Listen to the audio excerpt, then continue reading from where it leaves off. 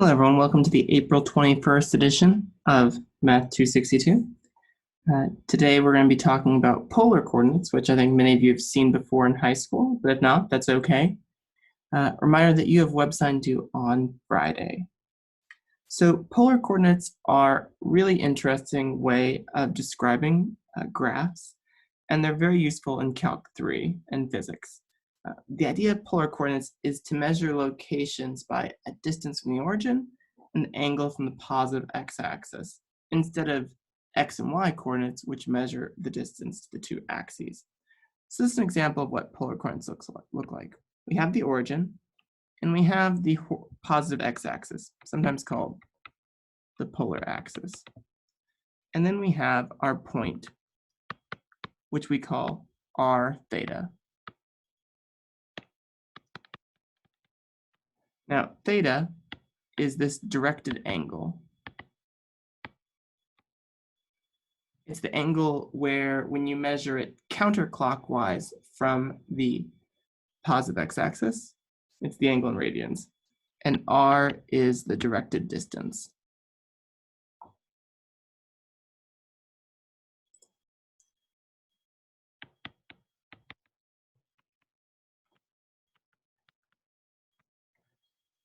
So we're going to plot some points to give you an example of how you do this. But the key things to remember are the key thing to remember is the angles measured counterclockwise from the positive x-axis. So let's list some points and see if we can graph them. So let's look at the point P is 2 comma pi over 3. The way you draw a polar axis is, well, you can always draw the typical xy axis to help you draw it. And then you draw concentric circles to represent the different radii. So the first circle is radius 1. The second one has radius 3. And that's all we'll draw for now. So the first point is 2 comma pi over 3. So we know that 2 means we'll fall on the second circle, and pi over 3 should be right about here. So that should be the point 2 pi over 3, because this angle that it forms is pi over 3. So now there's a couple other things we need to learn in order to know how to deal with the fact that they're called directed angles. Okay, so let's draw a couple more.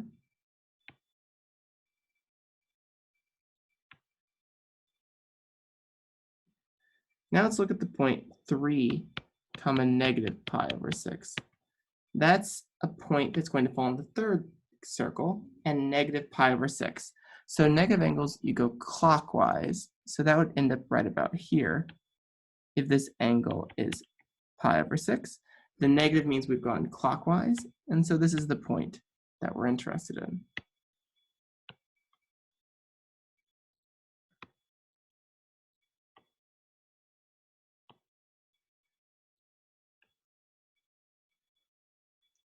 All right.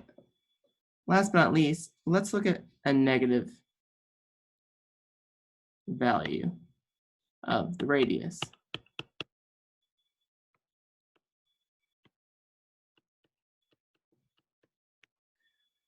So this is going to fall on the third circle, but let's get an idea of what it's going to look like.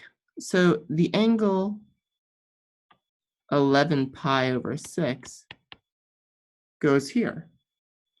But instead of going out 3, you actually go backwards 3. So this is actually the point.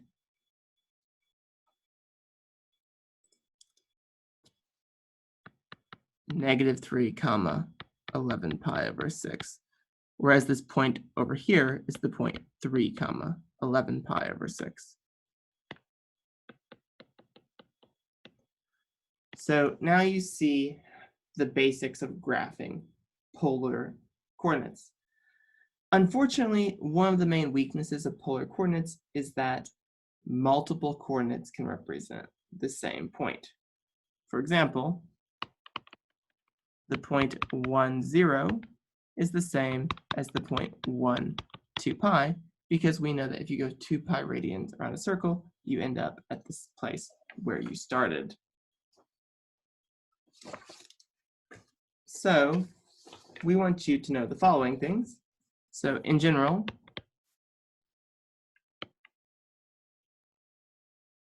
the point r theta is the same as the point r theta plus 2 pi. Furthermore, the point r theta is the same as negative r theta plus pi. So these are two things to remember going forward.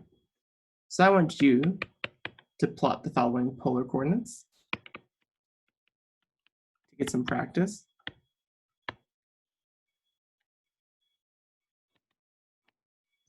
I want you to plot 4 comma pi over 2, negative 3 comma 3 pi over 2, and 2 comma 5 pi over, negative 5 pi over 3.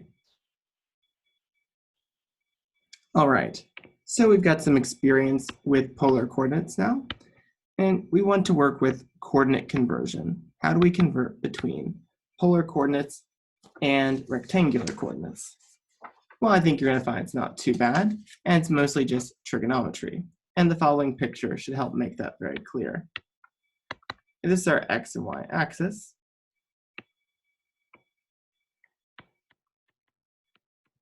The side of this is side x, this is y, this is theta, and this is r. So in rectangular coordinates, it's xy. In polar coordinates, it's r theta. So I think you'll see that there's a couple equations that become apparent immediately. First, we see that x squared plus y squared must equals r squared by the Pythagorean theorem.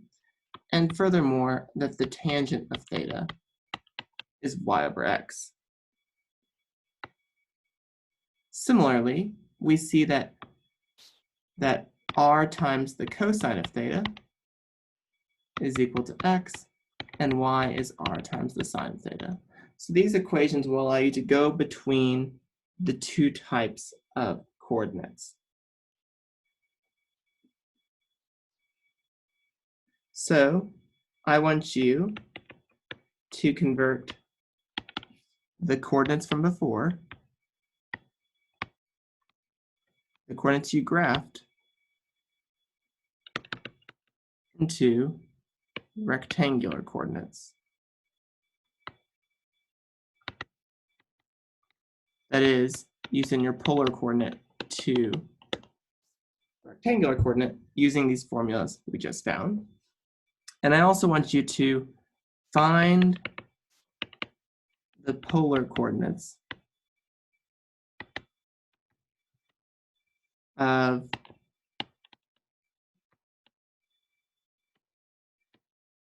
root 7, negative root 7, and 0, comma, negative 9. And there'll be lots of different answers that are valid.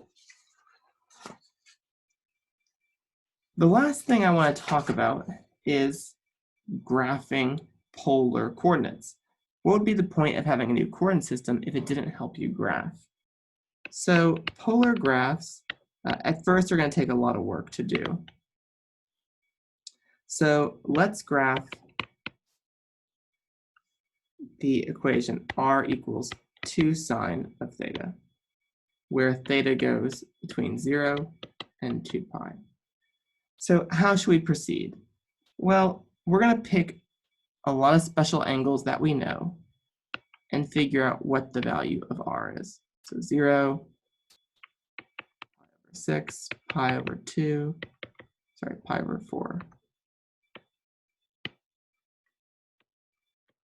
pi over 3, pi over 2.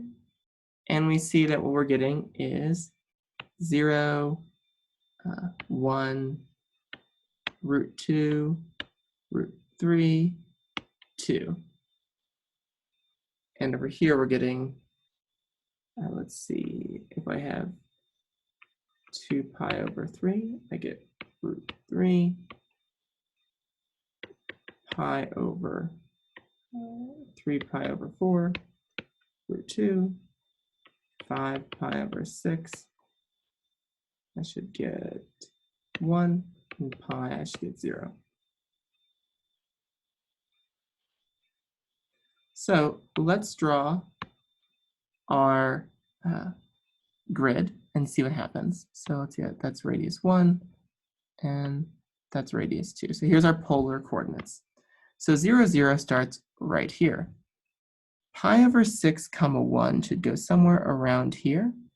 Pi over 4 root 2 should go somewhere around here. Pi over 3 root 3 should go somewhere right here. Obviously, this goes right here. And then 2 pi over 3 root 3 should go right here, right here,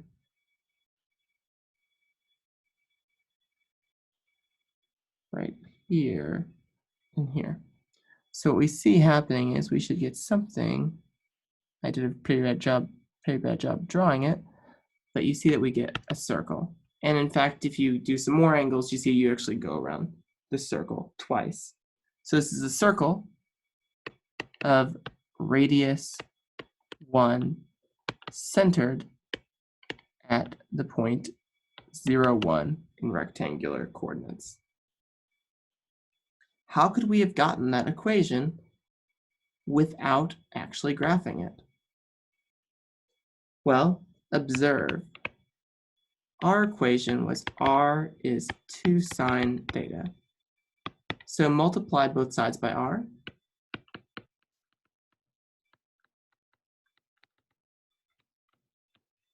And what we get is r squared is 2r sine theta. Well, we know that r squared is x squared plus y squared, and that r sine theta is 2y. So this tells us that x squared plus y squared minus 2y is 0, which is x squared plus y squared minus 2y plus 1 is 1, which is x squared plus y minus 1 squared is 1, which is the equation of a circle of radius 1 centered at 0, 1. So I want you to try to graph the following polar equations and see what you get. You might need to use your calculator to get some angles that you wouldn't normally be able to get. I think that seeing these will help you better understand that polar coordinates are very different than rectangular coordinates.